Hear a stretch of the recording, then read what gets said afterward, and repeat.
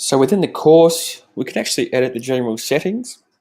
So if I click on the settings tab here, it'll take us directly to general settings. We've also got other options for price and enrollment, duration and time frame, publish, sharing, and content variables. For general settings, we can actually add tags. So for example, we could go tutorials. And adding this tag will actually help find the course within the Explore tab. You can search for the tag itself, and a group of tutorials listed courses such as this one will show up.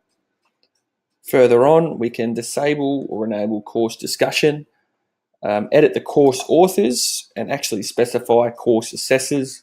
So if we had any assessments within the course itself, it would go directly to any email address specified. Price and enrollment, we could edit the price settings and also the enrollment settings. So within enrollment settings, we could set it to inquiry, which would mean any inquiries for the course itself would need to be approved by this contact email address. You can also disable re-enrollment, so once they've completed it once, you can't go back into it again. Duration and time frame, you give an estimated total amount of time a user will spend to complete this item. It'll just give the user a brief understanding of how much time they would need to spend in order to complete the course.